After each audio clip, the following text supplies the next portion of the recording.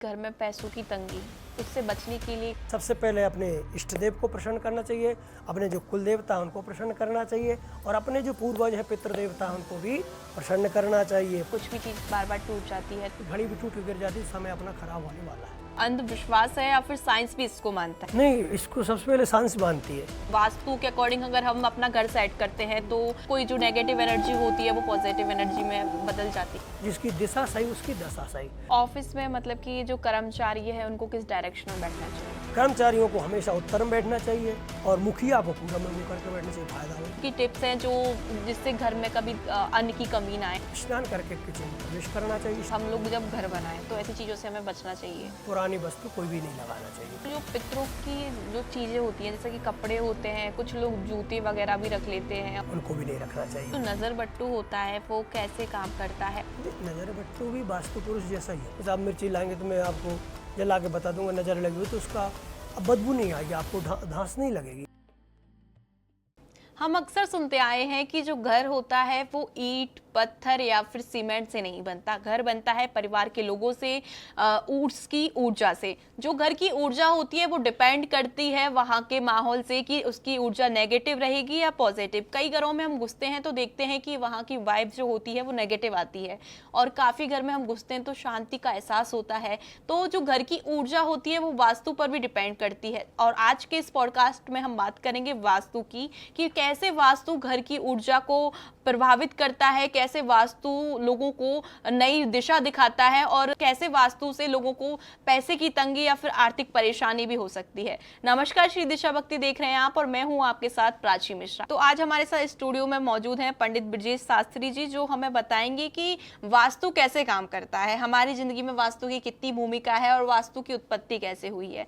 सबसे पहले बहुत बहुत स्वागत है पंडित जी आपका हमारे पॉडकास्ट में आने के लिए। दिशा भक्ति चैनल में बुलाने के लिए बहुत बहुत धन्यवाद। और मेरा परिचय आचार्य पंडित ब्रजेश शास्त्री, मेरा पता मोबाइल नंबर 9826225730। दिशा भक्ति के लिए बुलाने के लिए बहुत बहुत धन्यवाद। तो ये वास्तु, सबसे पहले हम जानेंगे कि जो वास्तु है वो क्या भूमिका निभाता है? तो पहले तो वास्तु की उत्पत्ति कैसे हुई, मूल जड़ है उत्पत्ति। तो स्कंद महापुराण में इसका वर्णन है, स्कंद पुराण से लिया है। जब अंधकासुर का और भगवान शिव का भीषण युद्ध हुआ, उसके द्वारा जब एक महापुरुष की उत्पत्ति हुई जिसे वास्तु कहते हैं, तो वो बहुत भूखा और प्यासा था, उसको बहुत भूख लगी हुई थी खाने के लिए। तो पूरी पृथ्वी के सभी को नरभक्षी बन के सबको खाने लगा। तो उसको वश में करने के लिए देवताओं से प्रार्थना की गई। तो देवताओं ने प्रार्थना कर उसको, सभी देवताओं ने 33 देवता हैं उन्होंने उनको दबा दिया। दबाने के बाद जब उनको पृथ्वी में दबाया तो पृथ्वी से जब अब वो उनका मुंह पूर्वादि कर दिया, फिर भी नहीं दबे तो उनको दक्षिणा भी कर दिया। तो बड़ा वास्तु तो परेशान कर रहा है। फिर ब्रह्मा जी से पूछा गया कि ब्रह्मा जी अब इसका और कोई उपाय बताइए जिससे कि ये वश में हो सके। तो उसको कहना आप तुम्हें पूजन के रूप में यहाँ पृथ्वी पर पूजा जाएगा। तो वो उससे शांत हो गया और उसी दिन से ये परंपरा सनातन की चली आई है वास्तु को पूजने की। और वास्तु एक पुरुष के रूप में जैसे अपन है ऐसे ही वो वास्तु है। उसका मुख है, हाथ है, पैर है, नाभि में उसका मध्य स्थल है, ऐसे उसको खाली रखा जाता है। तो पंडित जी जो वास्तु है वो अंधविश्वास है या फिर साइंस भी इसको मानता है? नहीं, इसको सबसे पहले साइंस मानती है, अंधविश्वास तो इसमें है नहीं है। लोग जो इसको नहीं पढ़ा है, बहुत गहन अध्ययन नहीं किया है, तो मैंने पहले बताया स्कंद पुराण में इसका है, अग्नि पुराण में है, पद्म पुराण में है और वास्तु शास्त्र में भी है और रुद्र संहिता में भी इसका वर्णन है, तो आप पढ़ सकते हैं। तो इसको आजकल जो नई पीढ़ी है, युवा पीढ़ी, वास्तु पे बहुत भरोसा करती है। हाँ, तो हम लोग आजकल देखते हैं कि जो जैन जी का जो जमाना है वो वास्तु पे बहुत यकीन करता जी, है। जी। तो ऐसा क्या है, मतलब वास्तु ऐसा क्या होता है कि सच में ऐसा होता है कि वास्तु के अकॉर्डिंग अगर हम अपना घर सेट करते हैं तो सच में कोई जो नेगेटिव एनर्जी होती है वो पॉजिटिव एनर्जी में बदल जाती है? जी, एक तो वास्तु के लिए अपन उदाहरण में रखते से, जब तक घर का नक्शा नहीं बनाते तब तक थोड़ा मकान बनाने में असुविधा पैदा होती है।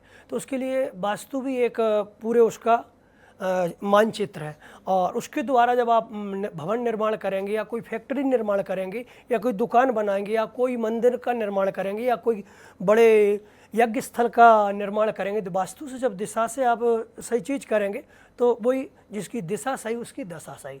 जब तक दिशाएं सही नहीं है तो दशा सुधरना ठीक नहीं है, तो उसमें बहुत काफ़ी संकटों का सामना करना पड़ता है। तो उसके लिए हमको वास्तु को, एक तो सबसे पहले वास्तु पुरुष है, उसकी पूजन करना हमारा परम कर्तव्य है, और वास्तु से ही आदमी को एक एनर्जी मिलती है जो कि वो आगे चल के उसको बहुत ऊर्जा का संचार होता है। जैसे सूर्य से निकलती हैं सब किरणें, उनका एक अपना अपना व्यक्तित्व है, और सुबह का सूर्य कैसा रहता है, शाम का कैसा, दोपहर कैसा, ऐसे ही वास्तु है। वास्तु को आप जब सब ठीक से कार्य करेंगे, वास्तु के लिए अच्छे से उसका संशोधन करके आप ठीक से वास्तुशास्त्र घर को निर्माण करेंगे, तो आपको ऐसा लगेगा कि हमने घर ठीक जगह बनाया है। तो हम वास्तु में सबसे पहले बात करेंगे घर की, क्योंकि घर एक मेन जगह होती है जहां आराम, घर इंसान परेशान होके जाता है तो सबसे पहले घर जाके शांति ढूंढता है। तो घर में जो मुख्य दरवाजे की अगर हम बात करें तो वास्तु के अकॉर्डिंग जो मुख्य दरवाजा होता है वो किस दिशा में होना चाहिए? देखिए, मुख्य दरवाजा सबसे पहले तो पूर्वादि मुख सबसे अच्छा रहता है। ईशान कोण का भी बहुत अच्छा रहता है, मतलब ईशान कोण में भगवान ईश्वर का वास होता हुआ मंदिर होना चाहिए। तो पूर्वादि मुख भी बहुत अच्छा रहता है। फिर वो राशि के हिसाब से भी रहते हैं मेन दरवाजे, कौन की राशि को कौन सा मुख का दरवाज़ा ठीक फ़ायदा करेगा। जैसे मेष राशि है या वृषभ राशि है, सबके राशियों के हिसाब से भी मुख्य दरवाज़ा बनाया जाता है। तो जो राशियों के अकॉर्डिंग जो मेन दरवाजा बनाया जाता है, तो जो मतलब कि जिसके घर से जो मुहूर्त निकला है उसकी राशि के ऊपर वो डिपेंड करता है। हाँ, जो मुखिया जिसको कहते हैं घर का मुखिया, जिसके नाम से रजिस्ट्री है, जिसके नाम से मकान भवन निर्माण होना है, उसकी मेष राशि है। तो उसके लिए सबसे अच्छा, जैसे मेष राशि वालों के लिए मंगल भूमि स्वामी है, तो भूमि स्वामी के साथ वास्तु पुरुष जो है उनके लिए जब अपनी भूमि का शोधन नहीं करते, बहुत इसमें डीप में भी आप जाएंगे तो ये मान लीजिए आपको जैसे भूमि का शोधन करेंगे, सबसे पहले वास्तु की पूजन होती है। वास्तु पूजन जैसे गृह आरंभ कहते हैं, प्रारंभ जिसे कहते हैं, तो उसका पूजन करना, अग्निकोण से प्रारंभ करें पूजन, ईशान कोण में समापन करें, ये उसमें स्कंद पुराण वर्णन है। तो भूमि पूजन भी करते, उसमें कुछ वस्तुएं रखी जाती है, जैसे पंचरत्न, अष्टधातु, नाग नागिन का जोड़ा चांदी का, कछुआ मछली, इस सब का, और अमरवेल, इनको जब आप नींव में रखते हैं तो उससे काफ़ी सकारात्मक ऊर्जा की उत्पत्ति होती है, जिससे कि वो निकटतम भविष्य में जो उसमें ग्रह स्वामी रहेगा उसको बहुत फ़ायदा करेगा, उसको रोगों का सामना नहीं करना पड़ेगा, कष्टों का निवारण हो जाएगा, शुभारंभ अच्छी होगी शुरुआत, तो वो आगे भवन भी बहुत अच्छा बनेगा और उसके लिए बहुत लाभकारी होगा। जब हम कोई नया घर बनाते हैं तो सबसे पहले भगवान को स्थापित करते हैं, तो जो वास्तु के अकॉर्डिंग मंदिर किस दिशा में होना चाहिए और उसकी क्या डायरेक्शन होनी चाहिए? मंदिर ईशान कोण में, ईशान कोण में भगवान शिव का वास है। ईशान कोण भगवान शिव ने सबको बनाया, वहाँ ईश्वर विराजमान होते हैं, उनके बगैर कुछ भी नहीं होता। और ईश्वर की आराधना से, भक्ति से और पूजन से भगवान शिव की जब हम शुभारंभ करते, शिव ने सबको बनाया, शिव को किसी ने नहीं बनाया। शिव स्वयं साक्षात सत्यम शिवम सुंदरम। तो ये शिव को हम पूछते हैं, तो वास्तु की उत्पत्ति कहाँ से हुई है? शिव से। शिव ने जब अंधकासुर को मारा तब वास्तु की उत्पत्ति, वास्तु पुरुष प्रकट हुआ। तो भगवान शिव का ही वो भक्त है, अनन्य भक्त। तो उनकी जब अपन पूजन ईशान कोण में जब उनको स्थापित करेंगे भगवान को और विष्णु को, तो हम ये मान लीजिए हमें कोई किसी प्रकार से संकट का सामना नहीं करना पड़ेगा और हमको बहुत शांति मिलेगी उस घर में जिसका ईशान कोण में मंदिर स्थापित है। तो जो बेडरूम होता है वो किस दिशा में होना चाहिए? शयन कक्ष। हाँ, शयन कक्ष देखिए, एक तो राशि के हिसाब से, फिर और शयन कक्ष की दिशा भी कैसी होनी चाहिए। जैसे आप अच्छा नैऋत्य कोण में जो मुखिया है या वायव्य कोण में, तो उसके लिए काफ़ी अच्छा रहता है, उसको कोई नुकसान नहीं होता। उस दिशा में वो बैठते हैं या सोते हैं तो उनको किसी प्रकार का नुकसान नहीं होता, ना बीमारी आती। अब मगर वो दक्षिण में जैसे पैर करके सो रहे हैं तो उनको बीमारियों का आगमन होगा, पूर्व में कर रहे हैं तो उनकी ऊर्जा कम होगी। तो इसलिए हमेशा पश्चिम में पैर करना चाहिए और उत्तर में पैर करना चाहिए। दक्षिण में और पूर्व में पैर करने से बीमारियां बढ़ती हैं, परेशानियां बढ़ती हैं, संकट आते हैं, इसलिए वास्तु का इसमें विशेष ध्यान रखना चाहिए। ऐसा कहते हैं कि जो बेडरूम होता है जिसमें बेड के सामने हमें जो शीशा है उसको लगाने से बचना चाहिए, क्योंकि और काफ़ी लोग ये भी कहते हैं कि सुबह उठते ही शीशा नहीं देखना चाहिए या फिर रात को शीशा देखने से बचना चाहिए, ये कितना सही है? देखिए, वही ज़िंदगी का ये दर्पण है। हर क्षण अपन तो देखते जाते सीधा, अपन को पता भी नहीं चलता कि अपन जब ऐना देखते अपन ये पता ही नहीं चलता अपन कब वृद्ध हो गए, कब अपने पास झुर्रियाँ आ गई, कब वो तो अपन बस तैयार होते रहते हैं, अपन को पता ही नहीं चलता कब वृद्ध हो जाते। रोज शीशा एक नित्य, तो शीशा बहुत उसके लिए नहीं है कि बहुत सुंदरता के लिए या देखने के लिए। शीशा एक ये है कि अपना मानचित्र देख ले ठीक ठाक है कि नहीं, मगर उसमें ये बताते हैं सामने, आपने जो पूछा कि सामने शीशा होता वो अच्छा नहीं माना जाता। जब आप बढ़िया तैयार होकर देखेंगे तो अच्छा लगा, आप अपने आप को ही गलत उसमें देख लेंगे बगैर तिलक का, तो वो ऐसा बताते बगैर तिलक का ब्राह्मण को भी आप देख लेते हैं सुबह सुबह, तो ये मान लीजिए चांडाल तुल्य होता है, उसका दर्शन करने से ही आपका कोई काम नहीं बनेगा, ऐसा प्रमाण है।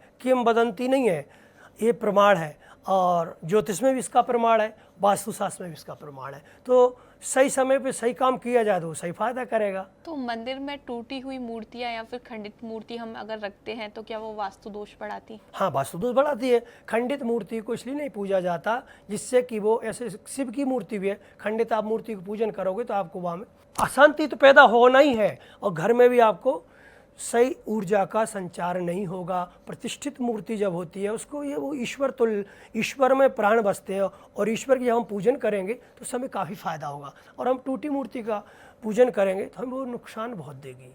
प्रतिष्ठित मूर्ति में प्राण डले हैं, अब उसके प्राणों में से रिस रहा है, कुछ हो रहा है, अपना जख्म खा रहा हो गया, उसको अब ट्रीटमेंट नहीं करेंगे तो दिक्कत देगी। तो वही अगर बात की जाए तो वो खंडित मूर्ति को हम अगर हटा देते हैं तो वो क्या अनादर नहीं होता भगवान का? नहीं, अनादर नहीं। उसको अपन वेद मंत्रों से अपने, जब जैसे शरीर से प्राण चले जाते हैं तो अपन उसको भी, अपने पिताजी या माताजी रहती हैं तो उनको भी अंत्येष्ट क्रिया कर देते हैं और उनको विधिवत पिंडदान श्राद्ध कर देते हैं। ऐसे ही उनको विधिवत सम्मान से वेद मंत्रों से और उनको अग्नि में, जल में विसर्जित किया जाता है, और ऐसे माता पिता को अग्नि में किया जाता है। तो ऐसा प्रमाण है। तो उसको फिर पुनः आप नई मूर्ति लाओ, उसकी पूजन करो। जो स्वास्तिक होता है उसको बनाने या फिर उसको लगाने के पीछे क्या वो रहता है और वास्तु में वो कैसे काम करता है? देखिए, स्वास्तिक स्वयं गणेश है, और स्वास्तिक अर्थ धर्म काम चारों को मिला के बना हुआ है। तो जब तक ये चारों पुरुषार्थ नहीं है तो जीवन अधूरा है। तो स्वास्तिक को सबसे पहले तो क्लोथवाई काटा नहीं जाता, सीधा उसको सीधा बनाया जाता है। सीधा जब आप स्वास्तिक बनाएंगे, और उसमें प्रमाण बना है कि जब तक आप उसको शुद्ध नहीं बनाएंगे तो उसका आपका फ़ायदा नहीं होगा। उसको बनाने का लिए सबसे अच्छा हल्दी का माल है। हल्दी मंगल का प्रतीक है, मांगलिक कार्यों में हल्दी सबसे शुभ मानी जाती है। तो हल्दी का आप स्वास्तिक बनाएंगे तो आपके घर में हमेशा मंगल बना रहेगा और नुकसान नहीं होगा। स्वास्तिक तो सर्वप्रथम मुख्य दरवाजे पे भी आप 12 अंगुल का बना लेते हैं स्वास्तिक, तो वास्तु दोष में से ख़त्म हो जाता है। वास्तु को कितना भी बड़ा नुकसान हो, 12 अंगुल का दोनों तरफ बनवा दीजिए आप, ठीक है। लाल किताब में भी इसका वर्णन है। जो रसोई घर है उसमें ऐसा कहते हैं कि जो स्टोव होता है, जो गैस होती है और जो सिंक होता है उसको एक जगह लगाने से बचना चाहिए, क्योंकि वो अग्नि का कौन होता है। तो ऐसी कौन सी वास्तु की टिप्स हैं जो जिससे घर में कभी अन्न की कमी ना आए?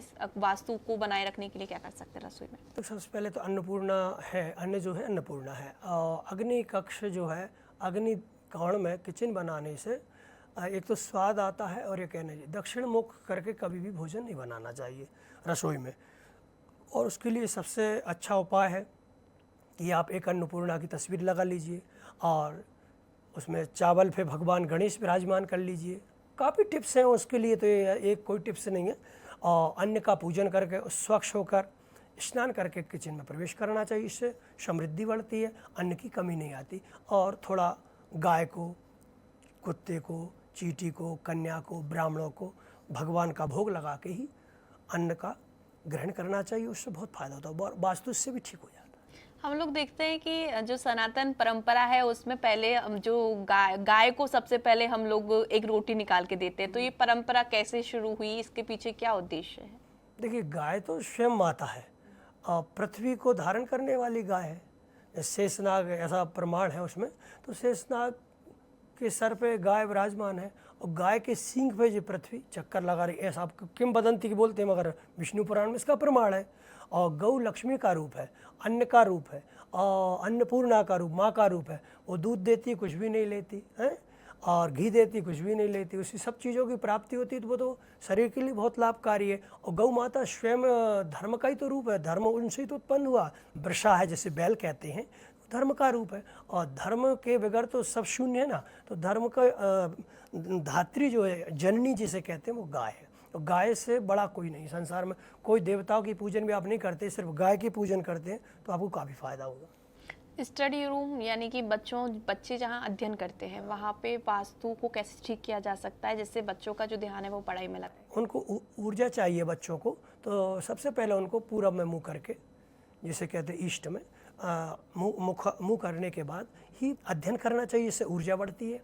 और उनका जैसे कमरा का कलर है, जैसे गेट रूम का, तो उसकी एकदम स्टार और एकदम आसमानी कलर या शूर का कलर हो, तो वो उनको बहुत ऊर्जा देता है। और उनको ये हमेशा उसमें एक चित्र रखा है सूर्य भगवान का, तो उसको खूब ऊर्जा मिलेगी और वास्तु से उनको कोई नुकसान नहीं होगा।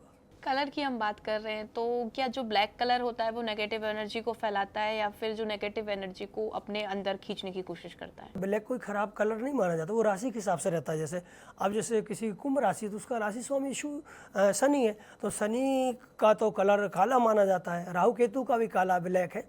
तो उसके लिए ये नहीं मान सकते कि अब वो तो जिस राशि का बच्चा है, अब सिंह राशि का बच्चा है और काला कलर वो धारण करे, उसको नुकसान देगा।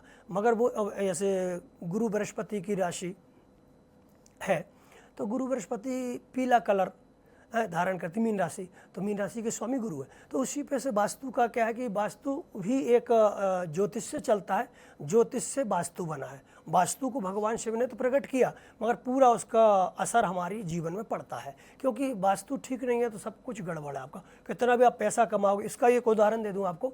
पूरबमुखी मकान, एक श्लोक है वास्तुशास्त्र का, पूर्वे उत्तेजना पश्चिमेत अर्थात गमे, उत्तरे शांति भवे, दक्षिणे च मलच्चया। कहते हैं पूरब में जो रहेगा मुख, उसमें ऊर्जा बढ़ेगी। और क्षत्रिय को पूर्वमुखी में रहना चाहिए, 4 वर्णों का भी विधान है। तो पूरबमुखी मकान उसके लिए बहुत फायदा करेगा वास्तु के हिसाब से। वास्तुशास्त्र समुद्रशास्त्र है, और उसी के द्वारा जब वो पूरबमुखी ग्रह निर्माण करेगा और उसमें जो रहेगा ग्रह स्वामी, उसको बहुत फायदा करेगा वास्तु का। और जो बच्चों के लिए भी सब इसी प्रकार के कलर बताएं। पीला कलर रहते तो सौम्यता और शांति का प्रतीक है, तो उससे काफ़ी, और सफ़ेद भी, वाइट बिल्कुल शांति का प्रतीक। इस कलर से वो वहाँ अध्ययन करते हैं, उनको बहुत फायदा होगा और उनकी पढ़ने में मन लगे। कई बच्चों को मन नहीं लगता पढ़ने में, ये वास्तु उसका एक कारण हो जाता है। हम लोग देखते हैं कि जब नया घर बनाते हैं तो बुरी नज़र से लोग बचाने के लिए नज़र बट्टू यूज़ करते हैं। तो जो नज़र बट्टू होता है वो कैसे काम करता है और वास्तु में उसकी क्या भूमिका होती है? नज़र बट्टू भी वास्तु पुरुष जैसा ही है। वास्तु पुरुष की जब हम पूजन करते हैं, ग्रह शांति के लिए वास्तु पूजन करते हैं, तो वैसे ही बजर बट्टू जो नज़र बट्टू कहते हैं, अब वो नज़र से बचाता है। राई, नमक, मिर्ची इत्यादि अपन डाल के अपने ऊपर से उतार कर और अग्नि में डाल देते हैं। उसका प्रैक्टिकल भी आप देख सकते हैं। अभी जैसे आप मिर्ची लाएंगे तो मैं आपको जला के बता दूंगा, नज़र लगी हुई तो उसका अब बदबू नहीं आएगी, आपको धांस नहीं लगेगी। ये प्रैक्टिकल है, जिसको नज़र लगी होगी। आप 1 किलो 1.25 किलो मिर्ची भी जला देंगे और इसमें बंद कमरे में, तो आपको बिल्कुल भी धांस नहीं लगेगी, बिल्कुल आपको खांसी नहीं चलेगी, नज़र लगी है तो आपको। ऐसी नज़र से बचने के लिए लोग नींबू मिर्ची भी लगाते हैं, तो नज़र बट्टू और नींबू मिर्ची में से कौन ज़्यादा प्रभावी होता है? नहीं, वो तो दोनों चीज़ प्रभावी है, एक कोई नहीं होता प्रभावी। जैसे वो सबके रूप अलग अलग हैं। ऐसे एक घर में 2 बच्चे हैं, एक ज़्यादा पढ़ा लिखा है, एक कम पढ़ा लिखा। माँ बाप के लिए तो दोनों आँख सेम है। ऐसे ही नज़र बट्टू और नींबू मिर्ची दोनों सेम, उसमें कोई दिक्कत नहीं। वो तो जिसकी जैसी श्रद्धा रहती है। अब कोई एक व्यक्ति है जो सिर्फ सत्यनारायण कथा ही करा सकता है, कोई भागवत करा सकता है, शांति तो दोनों को मिलेगी। इस तरह भागवत वाले कुछ ज़्यादा मिल जाएगी ऐसा नहीं है, शांति दोनों को मिलेगी, मगर करने के ऊपर और कराने के ऊपर, उस पर जैसे किस भाव से किया जा रहा है, जो जिससे भाव से करता है उसको वैसा फल प्राप्त होता है। ऐसा होता है कि अगर कुछ लोगों को पता रहता है कि हमारे घर में वास्तु दोष है, जैसे कि कुछ लोग सीढ़ी के नीचे वॉशरूम बना लेते हैं, तो वो भी एक वास्तु दोष होता है। तो बिना तोड़े कैसे उस वास्तु को बैलेंस किया जा सकता है? अब ये आपने बहुत अच्छा प्रश्न किया है। वास्तु को ठीक करने के लिए सबसे बढ़िया उपाय है, एक तो आप गणपति जी जो होते पंचमुखी, वो मुख्य दरवाजे पे लगा दीजिए। चाहे दक्षिण मुखी द्वार भी हो तभी उसका वास्तु दोष खत्म हो जाएगा। पंचमुखी गणेश, गणेश रिद्धि सिद्धि के दाता, भाग्य के विदाता, शिव पुत्र है, गौरी नंदन है, तो वो आप उनको लगा सकते हैं, उससे वास्तु दोष पूर्णतः खत्म हो जाए। और दूसरा उपाय भी जानना चाहते हैं तो उसके लिए एक चांदी का तार लें, जितना मुख्य दरवाज़ा है उसमें बांध दीजिए, और वेद मंत्रों के द्वारा, समय होता को शनिवार या सोमवार के दिन मंगल को नहीं करना, क्योंकि भूमि खोदते नहीं है मंगलवार के दिन। तो उसमें आप वास्तु दोष से भी आप निजात पा सकते हैं, आपको फ़ायदा होगा। चांदी का अकेला तार नहीं डालना, उसमें लाल कपड़ा भी रहेगा, लौंगे भी रहेंगी, कपूर भी रहेगा और दूर्वा भी रहेगी, नागफनी कील भी रहेगी, मोची की कील भी रहेगी। इनके द्वारा 9 वस्तु रहेंगे। 9 चीज़ों को आप लौंग भी रख सकते, 2 नींबू रख सकते हैं और इनको अभिमंत्रित करके वेद मंत्रों से पूजन करके दोनों तरफ पहले उत्तर दिशा में फिर दक्षिण दिशा में ऐसे बांध देते हैं तो वास्तु दोष खत्म हो। वास्तु की बात हम लोग कर रहे हैं, और वास्तु में ऐसी कौन कौन सी चीज़ें हैं जो हम लोग जब घर बनाएं तो ऐसी चीज़ों से हमें बचना चाहिए और वास्तु को मतलब कि हमारा घर फॉलो करें? एक तो जब हम भवन निर्माण करते हैं उसमें पुरानी वस्तु कोई भी नहीं लगाना चाहिए। किसी के मकान की निकली वस्तु लगाने से वास्तु दोष लग जाता है। ईंट भी है, गिट्टी भी है, पुरानी वस्तुओं का इस्तेमाल नहीं करना चाहिए। किसी गेट दरवाज़ा उसका शनि अपने घर नहीं लाना चाहिए। शुद्ध और जैसे अपन बेस को तैयार करते हैं, भर्ती करते हैं, वो किसी के घर का मटेरियल टूटा पुराने घर का उसमें अपने नए घर में ना डालें, नहीं तो इससे ही वास्तु दोष लगता है। उससे भी आप परेशान हो जाएंगे, उसमें बीमार रहेंगे, आप दुखी रहेंगे। इसलिए नई ईंट, नई गिट्टी, नई रेत के साथ भवन निर्माण करना चाहिए, जिससे वास्तु दोष आपको नहीं लगेगा। जो हमारे घर में जैसा होता है कि मम्मी लोगों की आदत होती है कि प्लास्टिक को जोड़ के रखना कि कबाड़ी वाला आएगा तब बेचेंगे, तो ये जो कबाड़ होता है क्या वो नेगेटिव एनर्जी तो लेके ही आता है, तो क्या उससे वास्तु पे भी कोई वास्तु तो आज कल हर आदमी को वास्तु दोष है, पता है आपको। हर घर में चाहे वो कितने अच्छे से निर्माण कर ले, उसका कारण देखिए घर में रखी हुई वस्तुएं कहाँ पे कौन चीज़ रखना चाहिए वो भी एक महत्वपूर्ण है। जैसे ईशान कोण में जल का स्रोत होना चाहिए, टंकी होना चाहिए। अब वो अग्निकोण में बना दी तो वो वास्तु दोष हो गया। अग्निकोण में किचन होना चाहिए, पूरा मुख होकर भोजन का बनाना चाहिए, दक्षिण में नहीं बनाना चाहिए भोजन, उसके लिए भी नुकसान होता है। तो उसके लिए क्या कि अपन को वास्तु को ठीक करने के लिए ये कबाड़ रखना भी बहुत नुकसानदायक होता है। खाली और कोई पुराना जैसे कोई अपने घर का चला गया पितृ और उसकी वस्तु रख ली, पहनने वाले कपड़े जूते, वो भी वास्तु का दोष निर्माण करते, उनको भी नहीं रखना चाहिए। उससे बहुत नुकसान होता है, पितृ दोष लग जाता है, उससे वास्तु दोष लग जाता है, उससे बचना चाहिए। तो जो पितरों की जो चीज़ें होती हैं जैसे कि कपड़े होते हैं, कुछ लोग जूते वगैरह भी रख लेते हैं और उनकी यूज़ की हुई चीज़ों को यादों के तौर पर रख लेते हैं, तो जो वो यादों के तौर पे रखते हैं तो वो वास्तु दोष तो बढ़ाते ही हैं, तो ऐसे बचने के लिए क्या करना चाहिए? देखिए वो तो पहले रखना नहीं चाहिए, उसको बिल्कुल घर से बाहर कर देना चाहिए। उनका तस्वीर दक्षिण दिशा में लगाना चाहिए, जिससे कि उनको वास्तु के हिसाब से ये उनका स्थान है दक्षिण दिशा। तो दक्षिण दिशा में जब हम लगाते हैं पितरों का तस्वीर, फोटो, चित्र जो भी, तो उसकी हमको हर अमावस्या के दिन पूजन करना चाहिए और ब्राह्मणों को भोजन कराना चाहिए, कोई गरीबों को भोजन कराना चाहिए, कोई जरूरतमंद को भोजन कराना, जिससे वास्तु दोष ठीक हो जाता है और पितरों का उन पर कोई दोष नहीं लगता। पितृदोष भी वास्तु दोष से ही जुड़ा हुआ है। वास्तु की गलत दिशा में लगाने से तस्वीरें भी नुकसान होता है। पंडित जी, अब मैं कई घरों में देखती हूँ कि जो अपने पितरों को भगवान के साइड में बैठा देते हैं और जो भगवान को भोजन कराते हैं वही उनको भोग लगाते हैं, तो ये कितना सही है? क्योंकि जो भगवान का दर्जा है वो तो सबसे ऊपर है ही, लेकिन उनको ये चीज़ें समझ में नहीं आती और वो जो पितरों को भी भोजन कराते हैं, तो क्या है इसके पीछे? नहीं, अब देखिए, अब वही उदाहरण मैं थोड़ा डीप में दे देता हूँ आपको। देखिए, पितृ ही भगवान है। 3 दोष लगते हैं, आदि देविक, आदि भौतिक, आदि तापक। आदि देविक मतलब देवताओं द्वारा किसी प्रकार का दोष, हमने देवताओं का पूजन नहीं किया है, हमें देवबाधा लग गई, ऐसा सुना होगा आपने, देवताओं का दोष लग गया, ठीक है। कुल देवी का दोष है, इष्ट देवता का दोष है, कुल देवता का दोष। तो ये किस कारण से उनकी ठीक से हमने सेवा पूजा नहीं की, ठीक है ना। फिर आता है भूत, आदि भौतिक, भूतों द्वारा कोई अपना पूर्वज, अपने पितृ लोग अकाल मृत्यु हो जाती है और वो भूत की श्रेणी में आ जाती है। जब तक उनका शरीर तो यहाँ से चला गया मगर उन्होंने जितने कर्म किए वो नहीं भोगा, जब तक वो दूसरी योनि में नहीं जाते। ऐसा शास्त्रों में, गरुड़ महापुराण में इसका प्रमाण है 12वें अध्याय में, कि जब तक जीवात्मा 13 दिन तक यहीं वास करता है, ठीक है ना, तो जब तक उसका पूरा क्रियाकर्म, पिंडदान, श्राद्ध कर्म नहीं होता तब तक वह यहाँ से प्रस्थान नहीं करता। अब प्रस्थान करता कहाँ पर है? अब अच्छे कर्म किए स्वर्ग जाएगा, बुरे कर्म किए नरक जाएगा। अब नरक स्वर्ग किसी ने देखा कि नहीं देखा? उसके लिए ये है कि अपन बहुत अच्छी लग्जरी लाइफ जी रहे हैं, बहुत बढ़िया आनंद से जी रहे हैं, यही स्वर्ग है। और अब तिल तिल आप परेशानियों में, संकटों में घिरे हुए हैं, यही नरक है। नरक और स्वर्ग कहीं दूर नहीं बना, यहीं पृथ्वी पर सब कुछ है। प्रकृति स्वर्ग है, प्रकृति नरक है।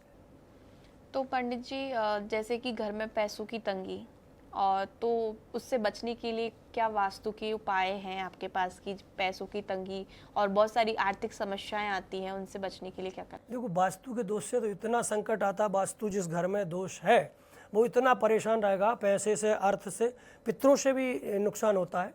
पितरों का पूजन नहीं करते, देव बाधा है, पितृ बाधा है, इससे भी वास्तु गड़बड़ हो जाता है। तो वास्तु दोष से बचने के लिए सबसे पहले अपने इष्ट देव को प्रसन्न करना चाहिए, अपने जो कुल देवता हैं उनको प्रसन्न करना चाहिए, और अपने जो पूर्वज हैं पितृ देवता हैं उनको भी प्रसन्न करना चाहिए। प्रसन्न करने के लिए क्या उपाय करना चाहिए? देवताओं का पूजन, जो शुभ मुहूर्त रहता है उसमें बढ़िया पूजन करें, उससे देवता प्रसन्न होते हैं। भगवान विष्णु का पूजन के लिए गुरुवार श्रेष्ठ है।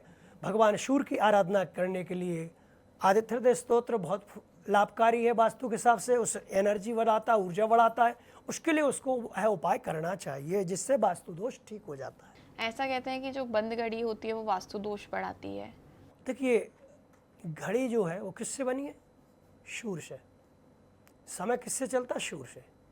गोल होती घड़ी ज़्यादा, तो कैसे भी एंगल में आ रही, किसी भी टाइप में आ रही, किसी भी फ्रेम में आ रही, और उसका सही फ्रेम जो है वो गोल होना चाहिए घड़ी, और घड़ी हमेशा ईशान कोण में लगना चाहिए वास्तु के हिसाब से। तो उससे देखने से हमें ऊर्जा मिलती है, एनर्जी मिलती है, तो हमारा काफ़ी उससे फ़ायदा होता है। इसलिए हमको हमेशा इसका विशेष ध्यान रखना चाहिए, और जब तक उसका हम विशेष ध्यान नहीं रखेंगे तो ये घड़ी बंद समय को रोकती है, और जिसका समय सही नहीं चलेगा तो उसकी सब व्यवस्था बिगड़ चले। समय से सूर्य निकलता है, आज का जैसे सूर्योदय है 6:45 या 5:46, ऐसा अभी इस समय में गर्मी नौतपा में थोड़ा अतिशीघ्र सूर्योदय होता है। तो सूर्य से ही समय चलता है, और समय के देखने के लिए घड़ी का निर्माण किया है। तो घड़ी बहुत महत्वपूर्ण है। मेरे हाथ में भी घड़ी बंधी हुई है, मैं समय से लेट हो जाता तो 1-2-3 घंटे तो शूट गड़बड़ हो जाता।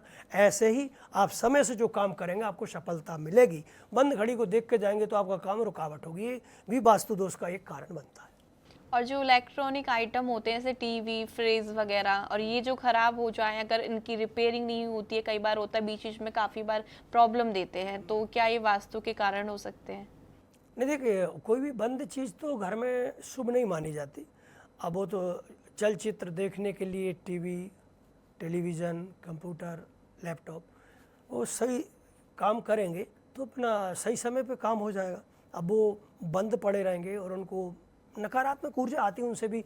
और भी दूसरा उदाहरण भी है, जैसे उसमें कुछ जीवाणु, शुक्राणु ऊपर जाते, वो भी शरीर के लिए हानिकारक होते हैं। वास्तु दोष ने इसलिए उसमें जोड़ दिया गया, इनको भी बंद नहीं रखना चाहिए, हर चीज़ चालू रहना चाहिए। हमारे भी हाथ पैर जाम हो जाएंगे, चलेंगे नहीं तो फिर हमारे लिए भी तो एक वास्तु दोष हो गया नहीं। हमें भी टाइम पे काम करना है, टाइम पे होता।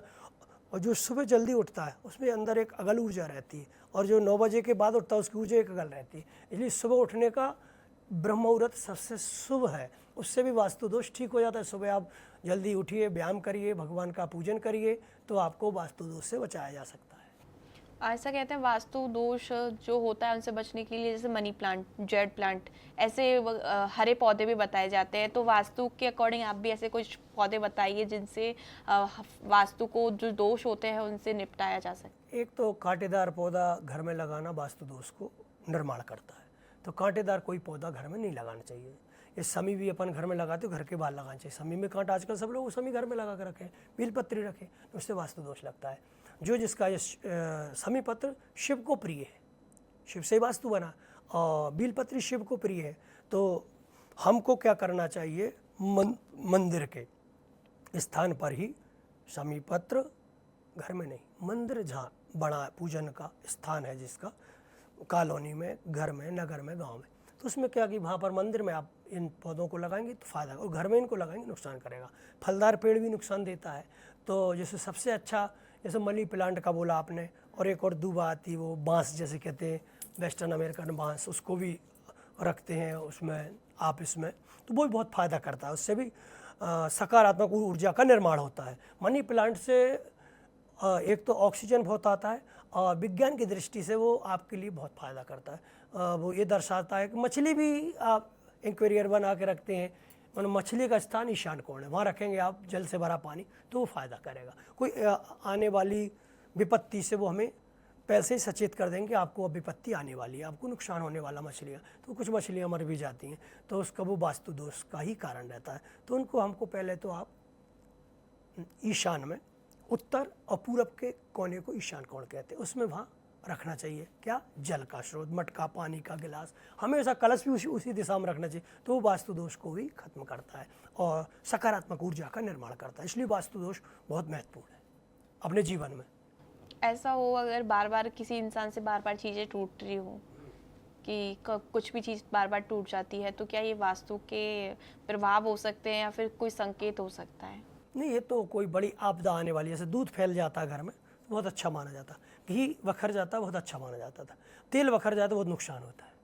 तेल जैसे गिर जाता है या कोई कांच टूट के गिर गया तो भी नुकसान का दायक, ये भी वास्तु के निर्माण है। इसलिए इनसे बचना चाहिए, सावधानी से काम करना चाहिए और छोटे बच्चों को भी उससे दूर रखना चाहिए। घड़ी भी टूट के गिर जाती है, समय अपना खराब होने वाला है। घड़ी जैसे चलती घड़ी नीचे गिर गई ना तो समझ लो आपका समय बिगड़ने वाला है। कोई दिशा, जैसे आपका दिशा चैनल है ना, तो दिशा मतलब पूरा, पश्चिम, उत्तर, दक्षिण, ठीक है ना। ये दिशाएं होती हैं कितनी? 4। वैसे दिशाएं 10 होती हैं। फिर ईशान कोण, अग्नि कोण, नैऋत्य कोण, वायव्य कोण, ऊर्ध्व और पृथ्वी, ये 10 दिशाएं हैं। पूरब ऊर्जा को देती है और पश्चिम दिशा अर्थ को देती है, पैसे को, ठीक है ना। उत्तर दिशा शांति को देती है। दक्षिण दिशा जो है वो व्याधियों को देती है, संकटों को देती है। दक्षिण मुखी में वास्तु दोष पूर्णतः होता है। उससे आज की हमारी नई पीढ़ी बहुत विचार करके मकान खरीदती है, तो उसका बड़ा ध्यान रखा जाता है। और टॉयलेट जो है वो भी नहीं होना चाहिए, ईशान कोण में नहीं होना चाहिए, अग्नि कोण में नहीं होना चाहिए, उसका स्थान दक्षिण दिशा है। और हमारा बैठने का भी जो समय है वो हमेशा इधर होना चाहिए, और उत्तर और दक्षिण की तरफ। तो हमारे लिए वास्तु दोष से बचा जा सकता। अब ईशान कोण में आपने भगवान की जगह टॉयलेट बिठा दी तो वो आपको वास्तु दोष ही निर्माण करेगा, उसमें दरिद्री रहेगा, आर्थिक संकट रहेगा, परेशानों से घिरा रहेगा, इतना परेशान रहेगा उसने आत्महत्या करने का तब उसके मन में विचार आएगा। इस प्रकार की कल्पना है तो इस प्रकार का भवन का निर्माण है तो उसको वहाँ शांति नहीं मिलेगी, वो परेशान रहेगा। ये वास्तु दोष का कारण है। तो ऐसे में वो लोग क्या कर सकते हैं?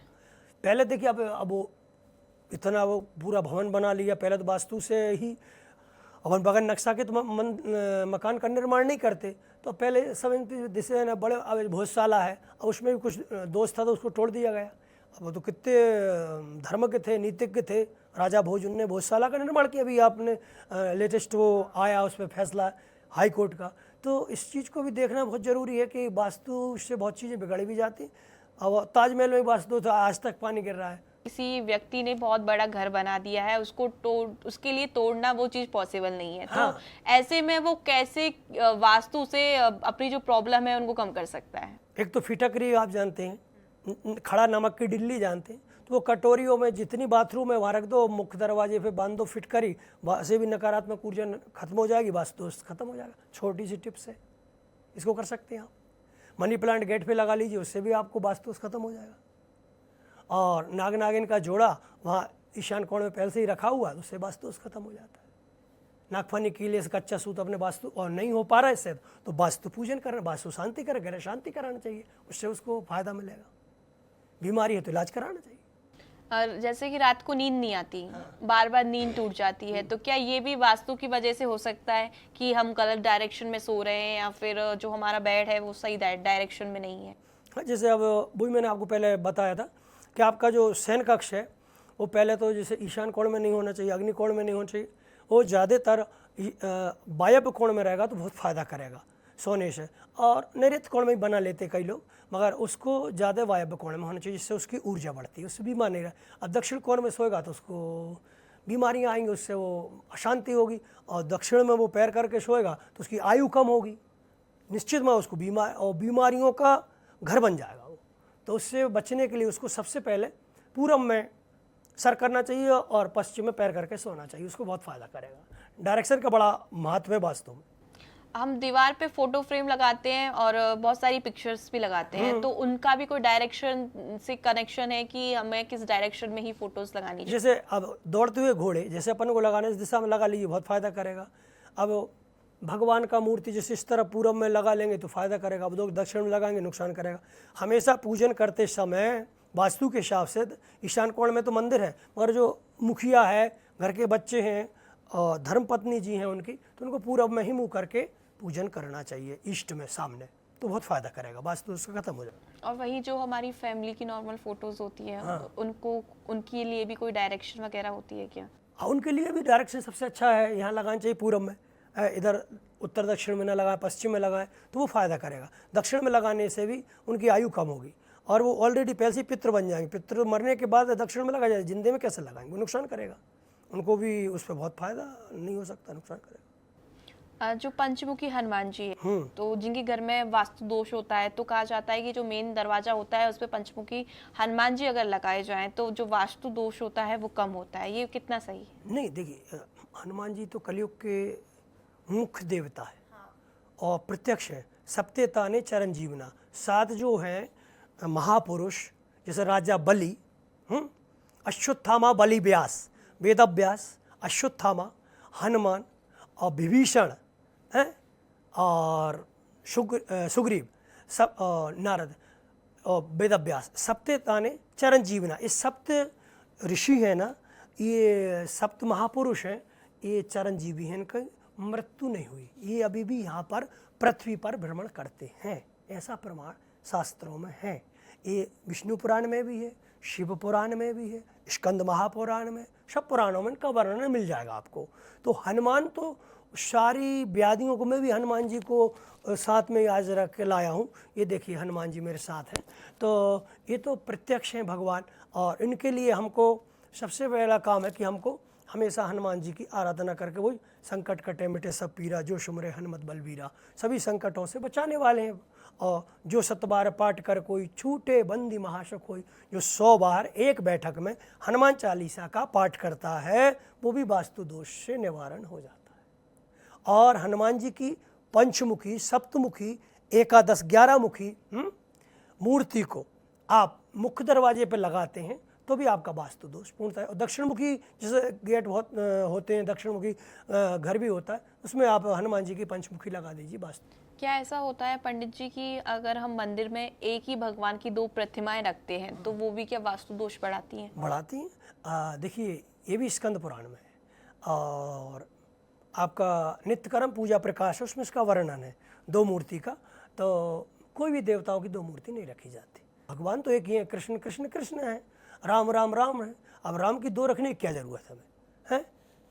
अब ऐसे अब अपने उदाहरण में समझ लीजिए, जैसे अपन अब इसी के जैसे पहन लिया सब में, अब एक हीरा पहन लिया, फिर भी डबल हीरा पहन लिया, तो एक ही काम कर, डबल पहनने की क्या ज़रूरत है? वही अपने को, अब अपने ठंड लग रहा है, एक पहले टी-शर्ट पहन लिया, फिर ऊपर से और डबल टी-शर्ट पहन लिया, ठंड तो उतना ही बचाएगा ना, वो काम तो वही करेगा। ऐसे ही हम, अब हमारे ये नेत्र हैं, अब नेत्र के ऊपर एक दूसरा नेत्र और लगा लीजिए, तो क्या, तो डबल थोड़ी दिखने लगेगा। अब चश्मा लगाते हैं तो चश्मा तो एक उसके लिए बना है भगवान ने कि आपकी दूर दृष्टि, जैसे आपके अंदर कोई कमजोरी है उसके लिए चश्मा अनिवार्य है। ऐसे ही वास्तु को ठीक करने के लिए वास्तु पूजन, ग्रह शांति करके ही ठीक किया जा सकता है। आपने पूछा कि 2 मूर्ति क्यों नहीं लगाना चाहिए, 2 मूर्ति की पूजन क्यों नहीं करना चाहिए, बताया है स्कंद पुराण में, नित्यकर्म पूजा में प्रमाण लिखा है, देव प्रकरण में 88 उस पर पेज पर, तो आप उसको देख सकते हैं, पढ़ सकते हैं। उसमें लिखा है गणेश जी की 3 मूर्ति नहीं होनी चाहिए, दुर्गा जी की 2 मूर्ति नहीं होनी चाहिए, शालग्राम की पूजन नहीं करना चाहिए, गृहस्थ को अशांति होती है। ऐसे ही बताया है कि जब तक आप इन सब चीज़ों को, एक मूर्ति की पूजन करेंगे शांति होगी, 2 मूर्ति रखेंगे तो आपको वास्तु दोष लगे। तो घर में शिवलिंग रखने से काफ़ी लोग बोलते हैं कि घर में अगर शिवलिंग रखा जाता है तो वो भी वास्तु का कारण बनता है। नहीं नहीं नहीं, ऐसा नहीं है, ये तो किसी ने किंवदंती में तो नहीं मानता, ये सब ये प्रमाण है। शिव तो एक ऐसे देवता है, वो कभी किसी को संकट देते नहीं, संकट से बचा। शिवलिंग की बात कर रही हूँ मैं कि जो शिवलिंग होती है, शिवलिंग भी तो शिव ही है। शिवलिंग क्या है? शिवलिंग एक प्रकृति का पिंड है। शिव की जो उत्पत्ति है वो ब्रह्मा विष्णु सदाशिव तीनों एक, जो नीचे बेस है ना वो ब्रह्मदेव है, और जलहरी जो बीच में जल में जल डालते हैं वो हरि है, और ऊपर जो पिंड है वो शिव है। तो लिखा अपन ने आरती करते हैं ब्रह्मा विष्णु सदाशिव, ये तीनों एक। तो शिव की तो आज बड़े बड़े कथावाचक ही बोलते हैं कि शिव की पूजन करने से हमको ये फायदा हुआ, हमें वो फायदा। तो शिव को कभी भी घर में रखने से कोई भी वास्तु दोष नहीं लगता। जो कहता है वो गलत कहता है। अपने बाप को बाहर रखने से फायदा होगा कि अंदर रखने से फायदा होगा? वो जगत पिता है, उनसे कोई नुकसान नहीं होता। वास्तु में कोई दोष नहीं होता, कहीं किसी में प्रमाण नहीं, कोई बता दे मुझे। वास्तु में जैसे कि हम घर में रंग की बात की जाए, रंग रोदन की हम लोग करते हैं, तो किन रंगों से हम लोगों को पॉजिटिव एनर्जी मिल सकती है? सफ़ेद शांति का प्रतीक है, और पीला भी सौम्यता का प्रतीक है, दोस्ती का प्रतीक है। लाल जो है वो एक अपने में देवी का प्रतीक है, मैया का चोला है, रंगला है। तो इसी प्रकार से भगवान पीला भगवान विष्णु को प्रिय है। तो ये कलर से ज़्यादा वो इफेक्ट नहीं पड़ता जीवन में। मगर जब अब यहाँ भी देखो कितना बढ़िया वातावरण है, तो आदमी को एक प्रफुल्लित अपने आप से अंदर से ऊर्जा सी महसूस होती है। और वहीं अपन अभी ब्लैक और सफ़ेद पौधे वो उतना एनर्जी निगेटिव एनर्जी को बनाता है, तो वो नुकसानदायक होता है। और राशि के हिसाब से कलर पोतते हैं दीवारों में, तो वो फ़ायदा करता है। तो ऑफिस का जो वास्तु होता है और घर के वास्तु में क्या फ़र्क होता है? देखो ये क्या चलायमान होता है। ऑफिस जो है ना, इससे सारी चीज़ चलती हैं। आपका मीडिया का आप कहीं भी इसको सेटअप कर सकते हो, तो उस हिसाब से सब वास्तु से तो नहीं हो पाएगा ना। फिर अगर आपको जैसे बैठने का स्थान है, तो आप ज़्यादा इधर बैठेंगे उत्तर में तो आपको बहुत फ़ायदा होगा, उधर बैठते हैं वहाँ सामने तो आपको बहुत फ़ायदा होगा। अब इधर सूर्य को पीठ देकर नहीं बैठ सकते। तो ऑफिस में मतलब कि जो कर्मचारी है उनको किस डायरेक्शन में बैठना चाहिए? कर्मचारियों को हमेशा उत्तर में बैठना चाहिए, और मुखिया को पूरब में मुंह करके बैठना चाहिए, फ़ायदा होगा।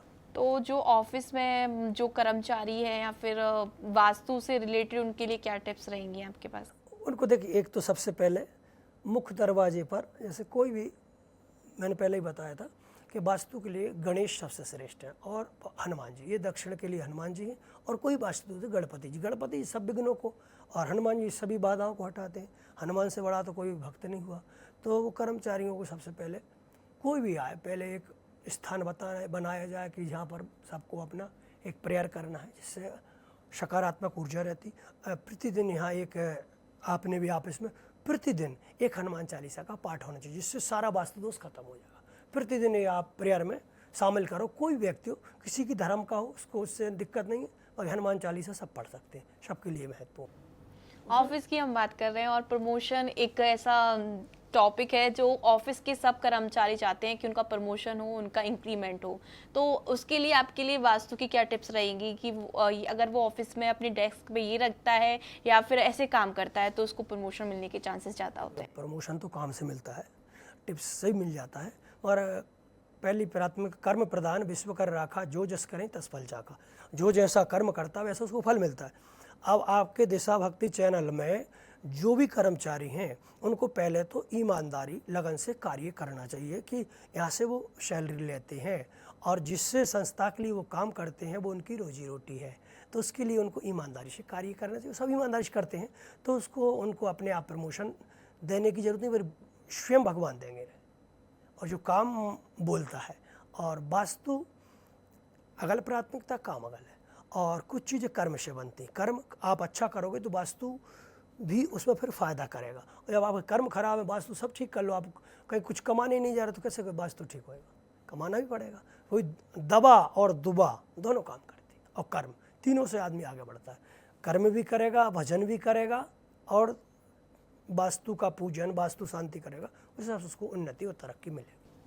तो बहुत बहुत धन्यवाद पंडित जी, आप हमारे साथ जुड़े। आपने बताया कि वास्तु कैसे जीवन में प्रभाव डालता है, कैसे जो नेगेटिव एनर्जी है उनको कम कर पॉजिटिव एनर्जी में कन्वर्ट करता है। तो ये थे हमारे साथ पंडित ब्रिजेश शास्त्री जी, जिन्होंने बताया कि वास्तु हमारी रोजमर्रा की जिंदगी में कैसे काम करता है, कैसे वास्तु के उपायों से हम अपने जीवन की जो नेगेटिव एनर्जी है उसको कम कर सकते हैं, और साथ ही जीवन में नए बदलाव लेके आ सकते हैं।